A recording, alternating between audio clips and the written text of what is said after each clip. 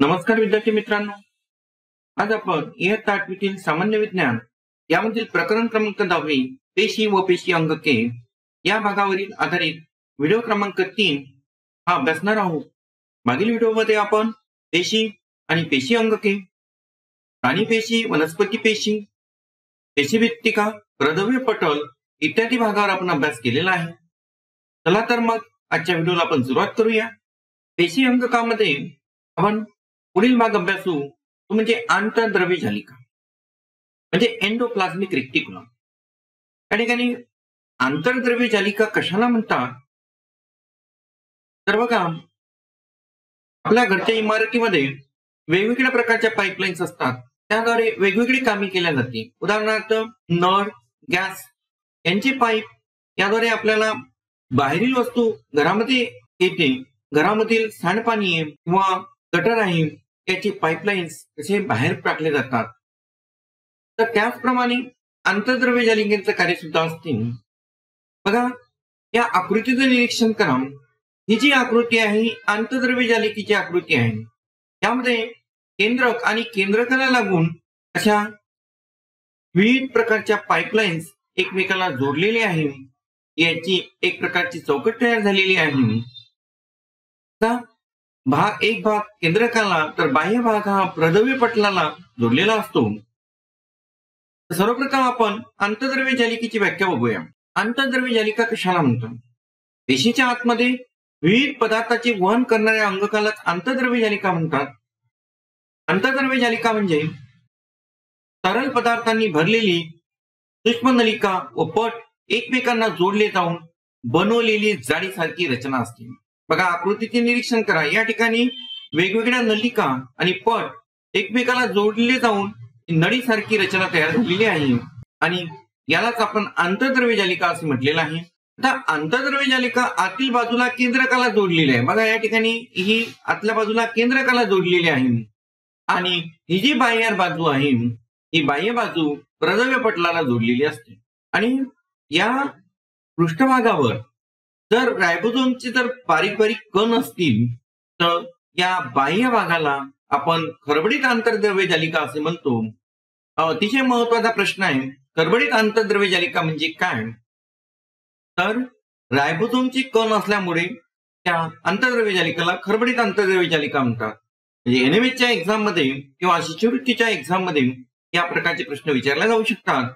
कार्य आंतरद्रव्य जालिकेचे: पेशीला आधार देणारी चौकट म्हणजे आंतरद्रव्य जालिका. प्रथिनांचे वहन करणे सुद्धा आंतरद्रव्य जालिकेचे कार्य आहे. अन्न, हवा, पाणी यांच्या मार्फत शरीरात आलेले विषारी पदार्थांना जलद्राविणीय करून शरीराबाहेर टाकणे हे सुद्धा आंतरद्रव्य जालिकेचे महत्वाचे कार्य आहे. तर बघा विद्यार्थी मित्रांनो, आपण आंतरद्रव्य जालिका हा एक पेशी अंग असून अतिशय महत्वाचा घटक आहे. शिष्यवृत्ती परीक्षा आणि एनएमएसच्या परीक्षेच्या दृष्टिकोनातून अत्यंत महत्वाचा आहे. तर त्याची व्याख्या म्हणजे आंतरद्रव्य जालिका म्हणजे काय, आंतरद्रव्य जालिकेचे कार्य आणि खरबडीत आंतरद्रव्य जालिका कशाला म्हणतात, तर इत्यादी घटकांवर आपल्याला लक्ष द्यायचं आहे. यानंतर आपण पुढील भाग अभ्यासू. पुढचं पेशी अंग काय, गॉल्गी काय. त्याला गॉल्गी संकुल किंवा गॉल्गी पीठ असं सुद्धा म्हटलेलं आहे.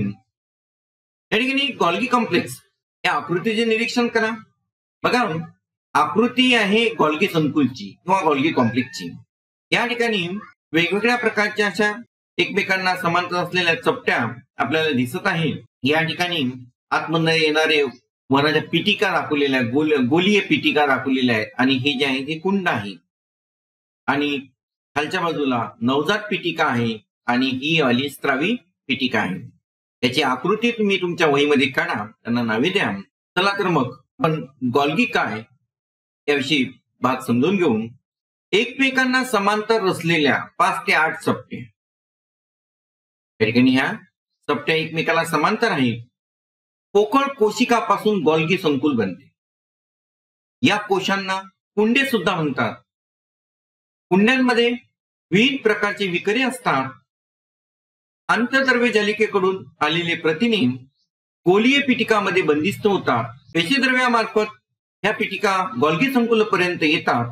त्याच्या निर्मितीक्षम बाजूचे संयोग पाहून त्यातील द्रव्य कुंडामध्ये पाठवले जाते आणि कुंडांच्या घड्यातून पुढे सरकत विकरामुळे त्या द्रव्यामध्ये बदल होत जातात आणि ही बदल झालेली प्रथिने पुन्हा गोलीय पिटिकामध्ये बंद होऊन गॉल्गी संकुलच्या परिपक्व बाजूने बाहेर पडतात. म्हणजेच कारखान्यातील वस्तू बांधून पुढे पाठवणाऱ्या पॅकिंग विभागासारखे काम कुंडाद्वारे होते. म्हणजेच गॉल्गी संकुल याचं कार्य काय, तर एक प्रकारे पॅकिंग डिपार्टमेंट, जसे कारखान्यामधील पॅकिंग डिपार्टमेंट असते त्याप्रमाणे काम हे गॉल्गी संकुलमध्ये केले जाते. आता गॉल्गी संकुलचे कार्य, एक, गॉल्गी संकुल हे पेशीतील स्त्रावी अंग काय, यावर आपल्याला प्रश्न विचारला जाऊ शकतो की गॉल्गी संकुल हे पेशीतलं स्त्रावी अंग आहे. त्यानंतर पेशीतील संश्लेषित झालेले विकरे, प्रथिने, वर्णके इत्यादी पदार्थांमध्ये बदल घडून आणून त्यांची विभागणी करणे, त्यांना पेशीमध्ये किंवा पेशी बाहेर अपेक्षित ठिकाणी पोहोचणे हे सुद्धा कार्य गॉल्गी संकुलचं आहे. 3, रिक्तिका व स्त्रावी पिटिका यांची निर्मिती करणे, म्हणजे महत्वाचं एक कार्य आहे रिक्तिका व स्त्रावी पिटिका यांची निर्मिती करणे. 4, पेशीभित्तिका, प्रद्रव्य पटल व लयकारिका यांच्या निर्मितीत सुद्धा मदत करणे हे अत्यंत महत्वाचं असं कार्य गॉल्गी संकुलचं आहे. आपण शास्त्रज्ञांचा परिचय याविषयी आपण थोडक्यात बघूया. कॅमिलिओ गॉल्गी या शास्त्रज्ञाने सर्वप्रथम गॉल्गी संकुलचे वर्णन केले. काडी अभिक्रिया हे रंजक तंत्र त्यांनी विकसित केले व या तंत्राने त्यांनी चेतासंस्थेचा सखोल अभ्यास केला. चेतासंस्थेची रचना या अभ्यासासाठी सॅटियागो काजल या शास्त्रज्ञाबरोबर त्यांना 1906 मध्ये नोबेल पारितोषिक मिळाले. तर विद्यार्थी मित्रांनो, तुम्हाला ही गॉल्गी संकुलची आकृती आपल्या वहीमध्ये काढायची आहे आणि याचे कार्य हे सुद्धा तुम्हाला तयार करून ठेवायचे आहे. NMS, शिष्यवृत्ती परीक्षा तसेच इतर स्पर्धा परीक्षेसाठी सुद्धा याचा आपल्याला उपयोग होणारच आहे. त्यानंतर पुढचा भाग बघू आपण, लयकारिका म्हणजे लायझोसोम्स. आपल्याला माहित आहे शेतामध्ये निर्माण झालेला पालापाचोळा व इतर कंपोस्ट खड्ड्यात टाकल्यानंतर काही दिवसांनी काय तयार होते, तर चांगलं उत्कृष्ट प्रकारचं खत त्या ठिकाणी तयार होते आणि त्याच प्रकारचं कार्य ही लयकारिका करते. या लयकारिकेच्या आकृतीकडे बघा, ही एकेरी भिंत आवरण आहे आणि हा जो भाग आहे ही जटिल विकर आहे. अशा पद्धतीची आकृती तुम्हाला तुमच्या वहीमध्ये काढायची आहे. या संबंधितलं कार्य आणि लयकारिका कशाला म्हणतात याची व्याख्या चांगल्या प्रकारे लक्षात ठेवायची. चला तर मग आता आपण लयकारिका म्हणजे काय हा भाग अभ्यास. पेशीत घडणाऱ्या चयापचय क्रियांमध्ये जे टाकू पदार्थ तयार होतात त्यांची विल्हेवाट लावणारी संस्था म्हणजे लयकारिका. म्हणजेच पेशीमध्ये जेव्हा ऑक्सिडेशन होते त्यावेळेस वेगवेगळ्या प्रकारचे टाकू पदार्थ तयार होतात आणि त्याची विल्हेवाट ही लयकारिकेमध्ये लावल्या जाते. लयकारिका हे साधे एक पटलाने वेष्टित असे कोश असून त्यामध्ये पाचक विकरी असतात आणि त्याचं कार्य सुद्धा मोठं आहे. आता कार्य, एक, रोगप्रतिकारक यंत्रणा, म्हणजे रोगप्रतिकारक यंत्रणा हे सर्वात महत्वाचं कार्य लयकारिकेचं आहे. त्यामध्ये पेशीवर हल्ला करणाऱ्या जीवाणू व विषाणूंना नष्ट करणे हे महत्वाचं कार्य आहे. 2, उद्ध्वस्त करणारे पथक, त्या ठिकाणी जीर्ण व कमजोर पेशी अंगके, कार्बनिक कचरा हे टाकू पदार्थ लयकारिकेमार्फत बाहेर टाकले जातात. आणि 3, आत्मघाती पिशव्या, म्हणजे लयकारिकेला आत्मघाती पिशव्या सुद्धा म्हटल्या जाते. It is a suicide bomb. या ठिकाणी जुनी पेशी किंवा खराब झालेली पेशी लयकारिकेमध्ये फुटतात व त्यातील विकरे स्वतःच पेशीचे पचन करतात. हा सुद्धा एक महत्वाचा कार्य आहे. NMSच्या एक्झाम मध्ये किंवा शिष्यवृत्ती एक्झाम मध्ये यावर प्रश्न विचारला जाऊ शकतो. तर या ठिकाणी लक्षात ठेवायचं, तर आत्मघाती पिशव्या कशाला म्हणतात, तर ते आहे लयकारिका. नंतर 4, उपासमारीच्या काळात लयकारिका पेशीत साठवलेले प्रथिने व मेद यांचे पाचन करते. तर हे महत्वाचे कार्य आहे, हे तुम्हाला लक्षात ठेवायचे आहे.